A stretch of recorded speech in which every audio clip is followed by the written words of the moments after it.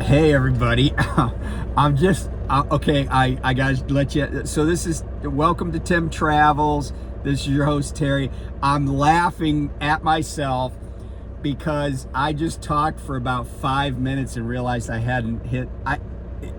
My phone sometimes will just start recording and I'm like, oh, I'm not ready, and I stop it. But then I thought I started it again and I had been talking for like 5 minutes. So. Just quickly, it's April 11th. It's Friday. I'm here at exit 273 at Sheetz off of I-81 in Virginia.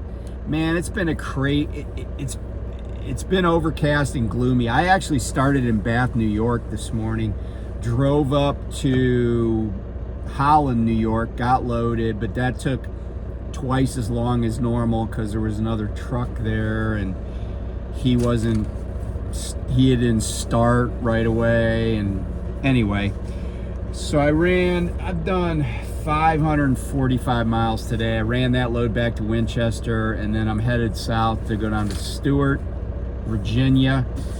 That load will get delivered tomorrow, and then I'm hustling home just to go to my daughter's play. It's closing night of Newsies, and so then I'm gonna come right back out maybe like Sunday evening, and then I'm gonna try to do like 4 runs up to Holland, New York, and then kind of be done by Wednesday or early Thursday, and then I'm taking Thursday, Friday, Saturday, Sunday off next week.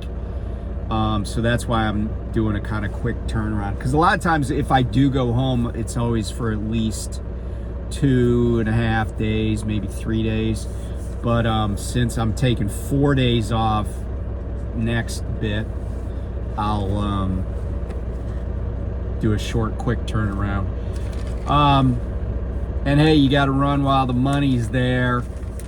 I mentioned like the market. So, and by the way, I don't even want to be doing this video, right? But because I'm just not feeling it mentally. But something that's been bugging me is I'll just say it this way. My driver manager said, he's frustrated, and I've said this before, I like him, he's a great guy, and he does right by his drivers.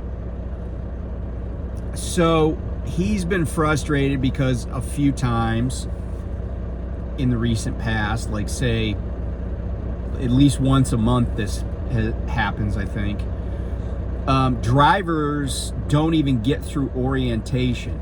And sometimes they come up with excuses and stuff, but, it turns out the dust is really dangerous. But the crazy thing is, this is the only place I've ever been in trucking where the driver manager, not some lackey in recruiting or something like that, somebody that doesn't know anything. Like, I talked to a recruiter at CFI one time. I was like, hey, what about this? She's like, oh, I don't know. You'll have to ask him in orientation. But we do have a driver referral bonus. I'm like, why would you're telling me about a driver referral bonus? I don't even know if I want to work there.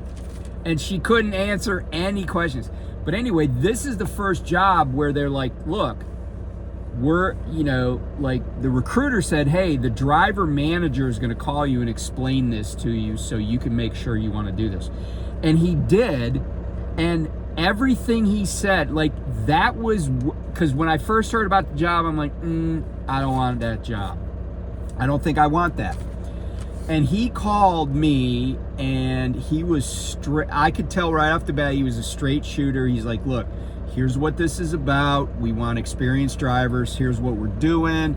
He goes, some of these places are self-load. I said, can I run, because he basically said a lot of guys run like 5.5 days, take it 34, whatever. I said, can I run over the weekends? He's like, yeah, we have some facilities that are 24/7. So he goes, that won't be an issue. And nothing he told me hasn't been true. And I appreciate that, and that's why I went to orientation. And honestly, if he hadn't talked to me first, I don't think I would have ever met the guy, because the orientation was bad. But that's kind of the subject of this video. But I also wanted to illustrate how, like, just reading a company's website can give you some insight into their thinking, and also maybe how you're going to be treated and how you're going to feel when you're there. So I often see companies, you know, at truck stops or whatever, and I'm like, oh, I don't know much about that company because I talk about trucking. Let me look into them. So, like, there's a Melton truck here to my left, and there's a Tyson Foods. I kind of know about Tyson. Hellwig on the other side over there. You know, I know Tyson, that's a company truck. Melton, they're flatbed only. This guy's empty. But, you know, so I saw this truck from Pole Trucking, P-O-H-L, Pole Transportation. They're out of Versailles. I say Versailles because I took French in high school. Je parle français.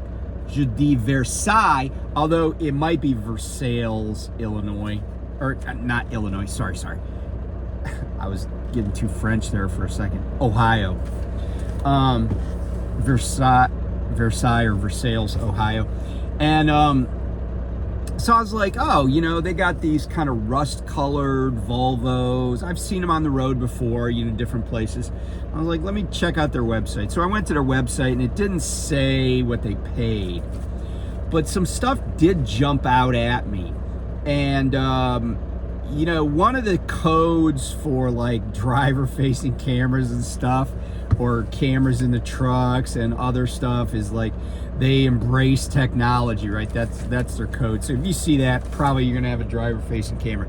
But this is the stuff that really did jump out at me, you know, because I think a lot of trucking companies, it's not so much what they pay per mile, you know, like. A lot of people get wrapped up in that idea, oh, they pay 50 cents a mile. These guys pay 56. These guys pay 62. You know, I've said this before, it doesn't matter what a company pays per mile if you're getting 0 miles, okay? I was making 62 cents a mile at Well, but I was running LTL mileage. Like, I was lucky to hit 2,400 miles in a week, even though I'd be getting 234s in a week. I'd be in the truck 7 days and running, you know, 1,800 miles or whatever. So that was my biggest objection at Well. But so that's the first thing to keep in mind. If you're coming into trucking, first of all, you got to kind of pay your dues, right? But if you're coming into trucking, don't be so focused on the cents per mile. Be more focused on how hard do their drivers run, and try to get information from the drivers. And I read a lot of reviews, and first of all, any trucking company that, you know, on a scale of 1 to 5 stars, every 5-star rating you can toss out, okay? And I'll tell you why. Because 5 stars to me means it is an exceptional trucking company that is, no pun intended, hitting on all cylinders. I can't think, the only trucking company that I might have given 5 stars to, because they just really were good, is GP Transco.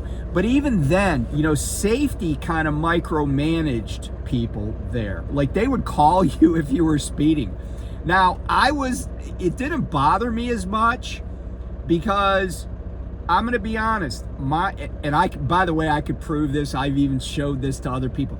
My safety manager, I don't know exactly what her title was, but she was like super pleasant, and she was like an Eastern European supermodel, and I really did. I liked her for a lot of reasons, but that didn't hurt. And, you know, I'm just a guy. And she actually, they did a video. She's on YouTube. I'm not going to say her name, but she was, she was just super pleasant. But she'd call me, and I would answer the phone. I'd be like, "Hey, Julia," or no, I would say, "Hey, it's Terry," and she would say, "Hi, it's Julia." I was like, "Hey, Julia, thanks for calling." You know, I would just kind of mess with her. I'd be like, "Are you just calling to chat?" She goes, "Well, no, not really." I said, "Oh, well, what's up? How can I help you?" And she'd be like, "You're speeding." I was like, "What?" I said, "I'm just going with the flow of traffic." And like, I'd be on like the Indiana 500 where 80 and 94 run together. And it's crazy, right? And I would just be going, everybody's just streaming through there 4 lanes wide. It's like the start of the frickin' Daytona 500 with semis. And, so if everybody's doing 62, I'm doing 62. But the speed limit is 55. I'm like, "Julia, I'm just running with traffic." And she's like, "Well, what's the speed limit there?" I said, "Well, obviously it's less than what I'm doing because you called me." Because they would get an email every time somebody was speeding. That's the only downside I could think of to GP Transco, and it really wasn't even that big of a deal. But any company that's getting like 5-star, I saw a 5-star rating at a company, and I was like, this was so written by somebody in recruiting, even though it said like former driver. And I can't remember exactly what they said, but it was like total company speak, like they're concerned about, FMCSA rule, something like that. But it was like totally BS, right? And those 5-star ratings are almost always BS, fake stuff. Or they said to somebody, "Hey, we'll let you keep your job if you write a 5-star." Don't believe those. But also, like how they do it in like diving in the Olympics, right? They throw out the high score and they throw out the low score. So throw out the low scores too, right? Because people that give it 1 star and hate the place, they just might not have been a very good driver, and they don't, they're not super objective. But the 3s and the 4s and the 2s, sometimes those are chock full of good information. And in fact, I saw some ratings where it was like a 4 or a 3, but they had a lot of positive things to say about the company. But I share that because, you got to filter this information and judge the source. But getting back to Pole Transportation, I started looking at their stuff. And they kind of outline stuff, and it's like, when people tell you that you're probably getting a crappy deal, believe them, right? When a company says, "This is how we roll," and it doesn't look great, then you should believe them. But then if you go there, you can't act shocked. But here's some of the stuff, and you guys can tell me if you think this is BS, but I think it is. So, Pole Transportation, this is on their website. Layover pay. After 24 hours of a layover, after 24 hours, meaning they didn't get you a load, typically it's not going to be because somebody didn't get you unloaded or get you loaded, right? And if it is, if they're like, "Oh, hey, here's your dispatch," and they give it to you on a Friday night, and it's 400 miles, and you get there on Saturday, and they're like, "Yeah, we're not open till Monday." That's not the shipper's fault. That's your company's fault, right? But $100 after 24 hours. So that means that after you've waited for 24 hours, for the previous 24 hours, they'll give you like $4.10 an hour for wasting your time. Now, maybe I would say, okay, well, 10 of that you had to be in the sleeper berth. You would have been sleeping anyway. Okay, but so for 14 hours, they paid you $100. And here's the caveat to this. As a lawyer, I look at that and go, wait a minute. So that means based on what they say, they didn't say $100 every 24 hours. They just said $100 after 24 hours. So you could be sitting for 36, 48, 72 hours and still only get $100. Does that sound like a good deal to you? It doesn't to me. Okay, holiday pay, $80. Now, they only have 6 holidays, but there are more holidays than that, right? Like, because most of us celebrate, I don't know, important holidays like St. Patrick's Day, right? St. Crispin's Day. No, 6 holidays, $80. That's definitely below market. 100 is probably the norm. Now, do they have to give it to you at all? No, they don't. They could treat you even crappier. But $80, not a lot. And I think that means you got to be on the road. Now, if they pay you $80 while you're at home knocking back Bud Lights with your buddy Kid Rock on 4th of July, then, I guess that's okay to get $80 when you aren't working. Stop pay. Hang on to your hat. $10. $10 for an extra stop. I mean, I'm not joking, right? $10. Think about this. If I pulled into this truck stop, it cost me $10 in earnings. I mean, be serious. $10? That's the lowest I've ever heard. It is. I have heard, I think I've probably gotten 50, 45. I have never heard of $10 for stop pay. I mean, I guess if they never have any 2-stop loads or 2-stop pickups, that's okay. But $10? Holy crap, Pole. Why don't you just say, hey, if you got to do an extra stop, we're going to screw you. Just say that. Shag pay. Okay, so shagging to them is basically doing some really short trips. So if you do 2 consecutive trips of less than 25 miles, so let's just do some math here. Supposing for a moment that they pay 60 cents a mile. So if you did 2 consecutive trips of less than, so basically this is like trailer shuttling or whatever, or, going to a place that's nearby. But let's say you did 2 consecutive trips, and each trip, because it's less than 25 miles per trip, so 24, so let's just say 20 miles, each trip was 20 miles. If you got 60 cents a mile, that would be $12. $12 in mileage pay. But $12 in mileage pay and in 2 trips, right? You might have 2 trailer. You definitely would have 2 trailers. So you got to do a pre-trip on each trailer, blah, blah, blah. You get a drop and hook. So $12 for that. Oh, wait, 40 miles. No, $24. My bad. So $12 per. So you would have gotten $24. But those 2 trips might take you I don't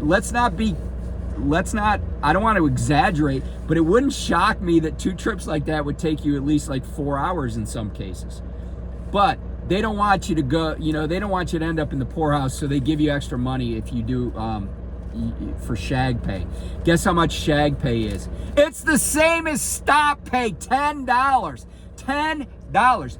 Okay, just to illustrate how crappy that is, pole transportation, when I was at night transportation in 2019, if we ran a load that was less than, I think if we ran a load that was less than, I want to say 100 miles, we got the mileage pay plus $100. Because, they recognize that even though $100 for 100 miles is $1 a mile, it's all the time on either end. I think that's right, but I'm trying to think. It might have been 150. If it was less than 150 miles, you got $100 plus your mileage pay. But geez, $10? Like, I can't imagine. And I don't know if they have forced dispatch. Knight didn't even have forced dispatch. Okay, bone benefits, 401k. You can get it after a year. After a year, guess what? The average time that a trucker spends at in the industry is less than a year. So it's like they're saying, yeah, if you hang around, you might get a 401k. I don't know why they can't, because it doesn't cost. I used to sell those plans to companies. It costs very little to enroll somebody in a 401k, and just even if you don't want to match what they're putting in, you don't want to have any match, you can let them enroll from day one. Let them save some money, right? Like, don't be jerks. A year? Come on. It sucks. It sucks. Because you can enroll them right during orientation. Okay, safety bonus. 2 cents per mile after a year. So I think it wasn't really clear, but I think what they're saying is you have to meet their criteria and, for an entire year. And then if you've met all their criteria, they would give you an extra 2 cents per mile on whatever you ran. Now, if you think about it, right, if you ran 100,000 miles and you met their criteria, right, 2 cents, what is that? 2 cents on 100 miles would be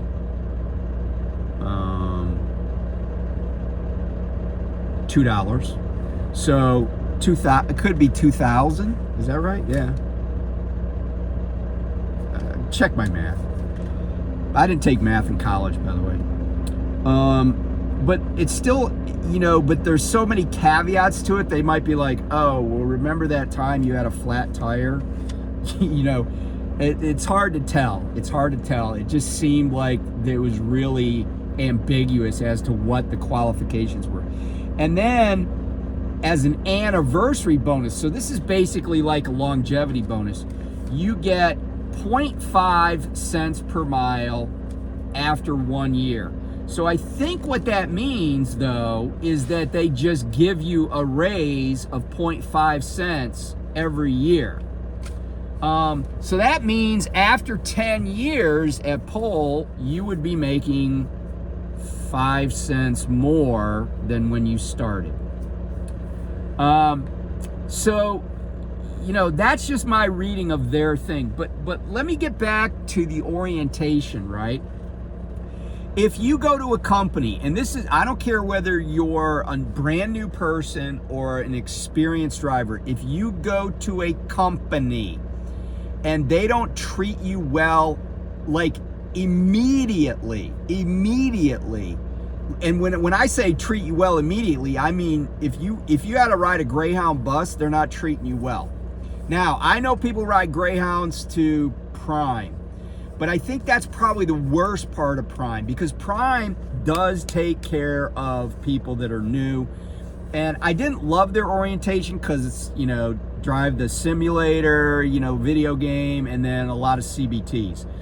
But they make sure people get fed. They make sure people have what they need. There's shuttles to and from the hotel. They put you up in a place that's okay. I know people don't like the campus inn they don't like the campus inn in Springfield, and I've heard some bad stories about like the Ramada or whatever in Salt Lake City. But in Pittston, it was a Holiday Inn Express. It was nice. And I had a room by myself when I went to orientation at Prime. But Anthony Bourdain, who was this chef and had his TV show, he passed away from suicide. He made a comment one time about bathrooms in restaurants, and he said if you go in a bathroom in a restaurant and it's nasty, just imagine what the places are what things look like in the places you don't see, like the kitchen. And that's kind of true with trucking company orientations.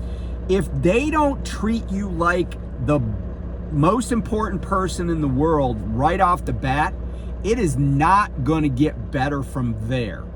And getting back to what my driver manager deals with, one of the reasons I think that people quit an orientation is because the orientation is bad.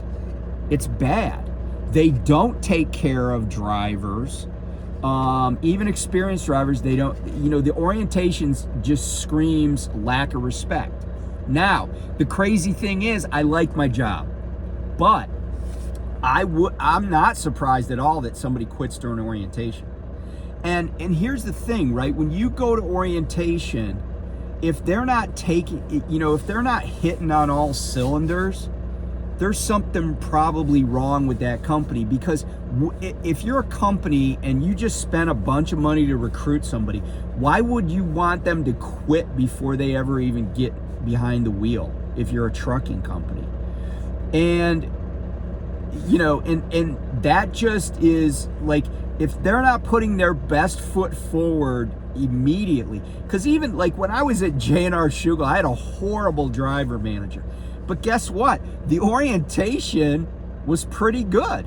We stayed in a nice hotel. We had transportation. They gave us food vouchers for Culver's. But if you didn't want to eat at Culver's, which was right next to the hotel, and hell, who doesn't want to eat at Culver's? But they would give you cash, and they just asked for a receipt. So we got breakfast at the hotel, and then if you didn't want to eat at Culver's, they would give you, like the dude that ran orientation, I can't remember his name, he would just give you money and say, hey, bring me receipts. So like he'd give out a $20 bill at the end of the day, and it'd be like, hey, in the morning come back, so go get a pizza, go get whatever. And so that was good. And nothing about the orientation, except it was in a building that seemed kind of like a ghost town, which was not a great feeling, but it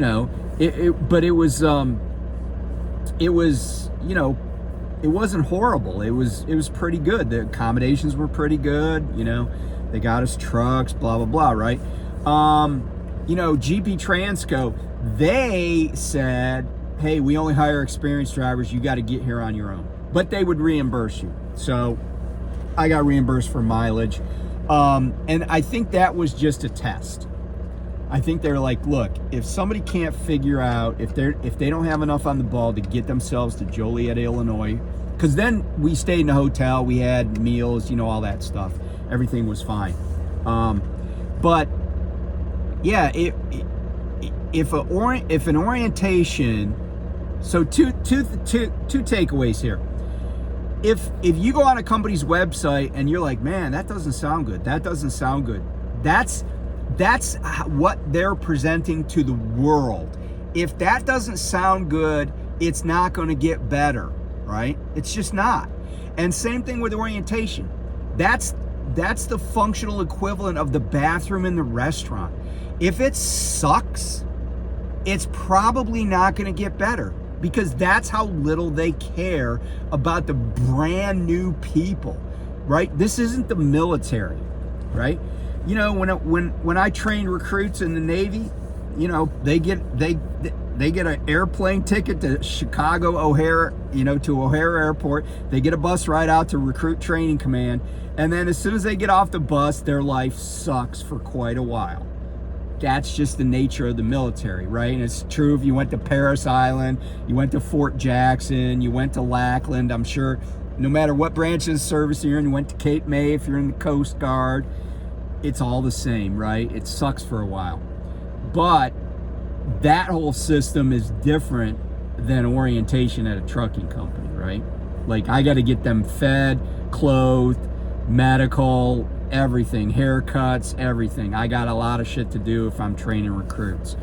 But, if a trucking company can't manage to treat you well in orientation, the odds are they're never going to treat you well after that either. So anyway, happy Friday. Thanks for watching. Be safe out there, and I'll talk to you soon. Bye.